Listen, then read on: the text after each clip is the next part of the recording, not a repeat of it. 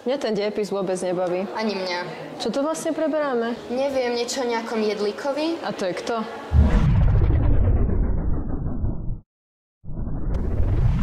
Kde sme sa to zjavili? Kde to sme? To je učebnica z fyziky. Aha, ja tu mám jednu. Poďme sa pozrieť ďalej. Zbierka úloh z fyziky pre 4. ročník. Zaujímavé. Pozri, niekto tu je. Opýtam sa. Prosím vás, mohla by som sa vás opýtať? Ticho. Ja som jeho pomocník, všetko vám vysvetlím, ale sadíte si a hlavne ticho. Toto je Štefan Anian Jedlik. Veď o ňom sme sa predsa učili na dejepise. Čo vlastne urobil? Je to vynálezca, fyzik a kňaz. Na čom pracuje teraz? Poďte sa pozrieť, ja vám to ukážem, ale potichu.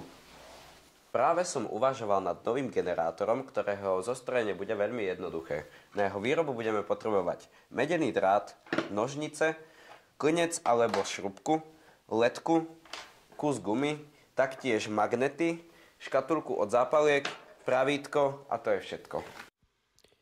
Ako prvé prepichneme v strede obal od zápaliek.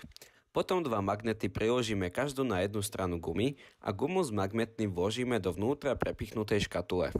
Zoberieme si klinec a cez dierku v škatulke prepichneme v strede tiež aj gumu, tak aby nám druhý koniec klinca vytrčal na druhej strane škatulky. Zoberieme si medený drát a začneme ho obmotávať od klinca okolo škatulky. Okolo škatulky potrebujeme vykonať približne 900 obmotaní.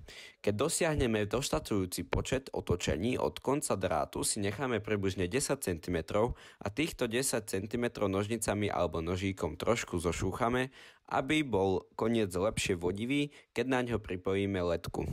Leď žiarovku obmotáme drátom a generátor je hotový.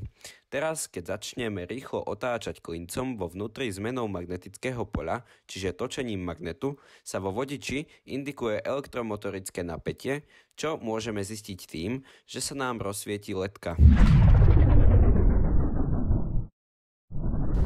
Pozri, už sme späť. Vidíš fakt?